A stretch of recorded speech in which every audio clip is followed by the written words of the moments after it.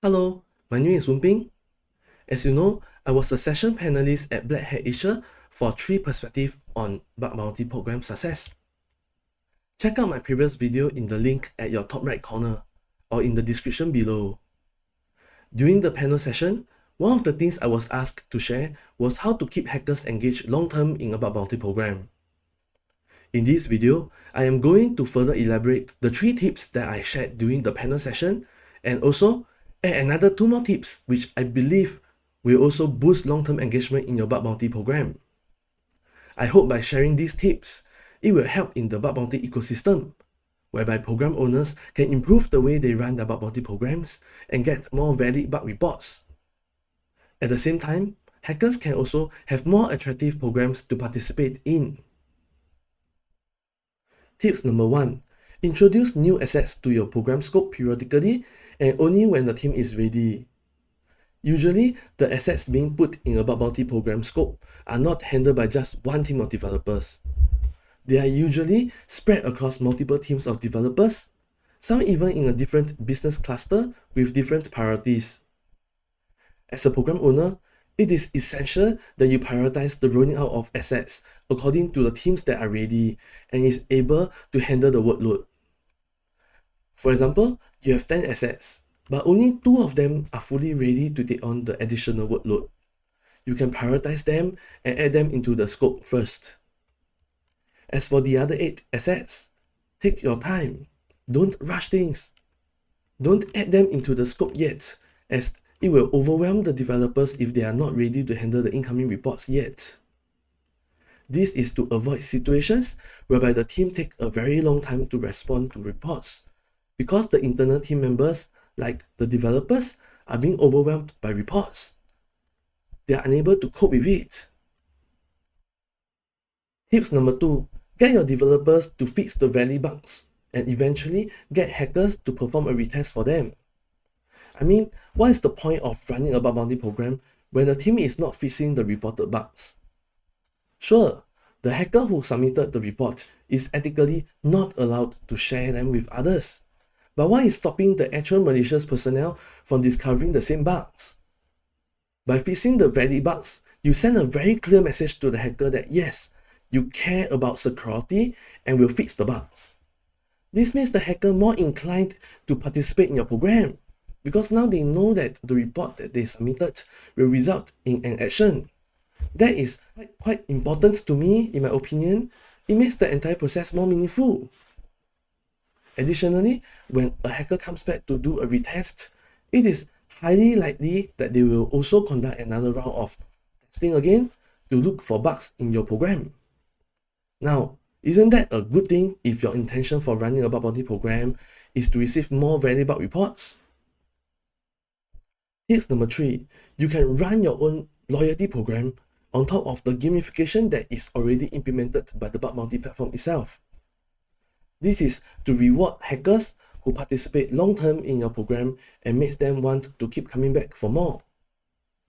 For example, on HackerOne, hackers get rewarded with various swags as they reach certain reputation milestones. If you haven't, I have previously shared the list of reputation milestones that you can get until 5,000 reputation points. Check out the video in the link on your top right corner or in the description below.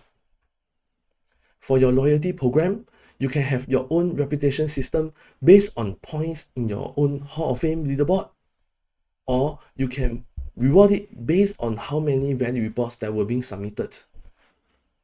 For instance, you can reward the hacker with a t-shirt swag after 5 valid reports were submitted, or you can give them a bonus bounty after 10 valid reports, or you can give them a privileged status whereby their reports could get handled directly by the program team after they have submitted maybe 20 valid reports. The ability for a report to skip the platform triage team and directly get handled by the program team is super attractive in my opinion, as the response time would usually be exponentially faster than having reports stuck in the platform triage team's bottleneck. So having such an arrangement will definitely improve your program's long-term engagement for sure. Tips number 4. You can create a community of hackers who care and could contact you directly. Now, this is going to be super effective, but could also result in more maintenance for the program team. To create a community, you can first create a dedicated communication channel such as Slack or Discord. Then you can invite active hackers to be part of this channel and allow them to ask questions and communicate directly with your internal security teams, be it to clarify about the program scope, resolve administrative issues, or to discuss security vulnerabilities they found on your assets. This channel could also encourage knowledge sharing and collaboration between hackers. When you have new assets launches, you can also use this channel to broadcast an announcement or run a Q&A session for interested hackers. This can encourage them to participate actively in your program. Lastly, for tips number 5, you can also provide resources to help the hackers to succeed. Of course, if your key performance indicator is to not have valid bugs, as it will make you look bad in front of your leader, then by all means, ignore this tip.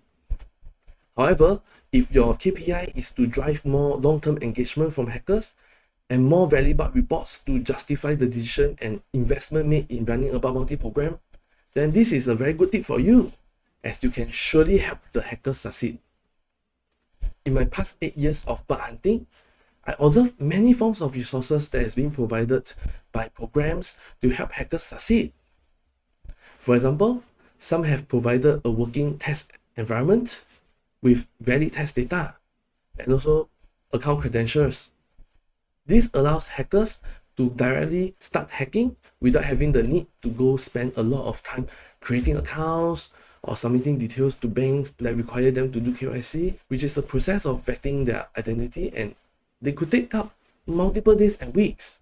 They also don't want to do data entry to create their own test environment, because all these admin tasks would drive hackers away, as most of them don't want to be wasting time doing these kind of things. I have also seen some programs that are nice enough to provide test credits in the provider test accounts as well, so that hackers can actually test the checkout functionality without spending their own money. Lastly, I have also seen programs that provide the entire list of few hundreds of assets, so hackers don't need to conduct any more subdomain elimination, which could take up some time as well. Right? Some programs also provided an asset map that shows the list of available assets in scope and their respective purposes with a one-line description. With this, I have come to the end of my sharing for the 5 tips for boosting long-term engagement in your bug bounty program. I hope they are useful to you if you are running a bug bounty program or going to run one anytime soon. If you are a fellow hacker and you find it useful, please feel free to share it with any programs teams that you work with. Who knows, maybe they will adopt some of the tips that I have shared and start their own loyalty program or Discord channel. If you like this video, please like and subscribe. If you have more tips to share that can help to boost the long-term engagement of bug bounty programs, please add them in the comments. Have fun and keep hunting.